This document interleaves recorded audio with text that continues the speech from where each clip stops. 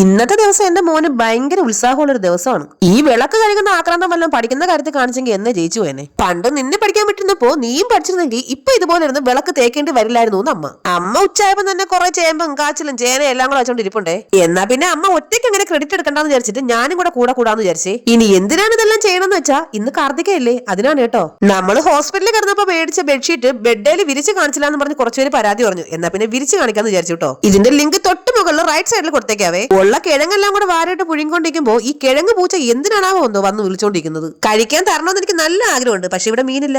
മോൻ കാന്താരി സംബന്ധിക്കുള്ള കാന്താരി പിച്ചുന്നതിനിടയ്ക്ക് ഞാൻ എന്നാ പിന്നെ ഒന്ന് ഒരുങ്ങി വരാന്ന് വിചാരിച്ചു കേട്ടോ.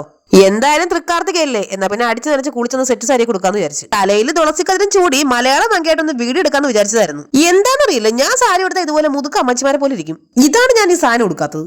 വേണ്ട മലയാളം മങ്കൻ മുണ്ട് കൊടുത്തിറങ്ങിയിട്ടുണ്ട്. ഇനിയിപ്പോ കഴുകി വൃത്തിയാക്കി വെച്ചിരിക്കുന്ന ഇടിഞ്ഞലെല്ലാം കൂടെ കൊണ്ടുവന്ന് വെച്ച് നമുക്ക് വിളക്ക് കത്തിക്കാനുള്ള പരിപാടികൾ നോക്കാം കേട്ടാ. നമ്മുടെ തൃക്കാർത്തിക സ്പെഷ്യൽ ലോങ് വീഡിയോ നാളെ ഇടുന്നതായിരിക്കേ.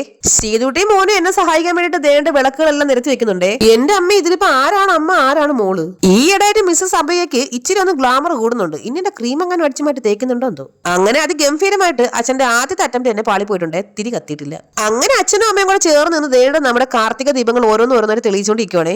വർഷത്തിൽ ഒരിക്കലും മാത്രം വരുന്ന ഇതുപോലുള്ള പരിപാടികൾ നമ്മൾ അടിച്ച് പൊളിച്ചങ്ങോട്ട് കളറാക്കണം. വയസ്സാം കാലത്ത് ഇതൊക്കെ ഉണ്ടാവുമെന്ന് ഒന്ന് ഓർത്തൊന്ന് സന്തോഷിക്കാൻ.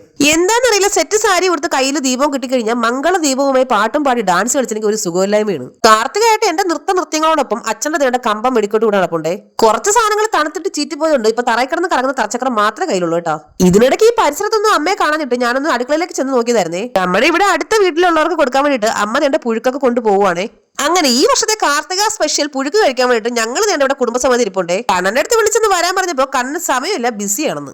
വാട്ടെ ബിസി മാൻ, അവിടെ ഇരുന്ന് വെള്ളം ഇറങ്ങിക്കൊണ്ടിരിക്കട്ടെ. ഈ വീഡിയോ കാണുന്ന കണ്ണന്റെ പ്രത്യേക ശ്രദ്ധയ്ക്ക് നാളെ വന്നാൽ ഞങ്ങൾ ഇത് ഫ്രിഡ്ജിൽ വെച്ചെങ്കിലും തരും. മറ്റന്നാൾ ആയിക്കഴിഞ്ഞാൽ ഞാനെടുത്ത് കഴിക്കൂട്ടാ. മാമനോടൊന്നും തോന്നരുതേ മക്കളെ. നല്ല ചൂട് കട്ടൻ ചായ, എരിവുള്ള കാന്താരി ചമ്മന്തിയും പുഴുക്കും. ആഹാ അന്തസ്.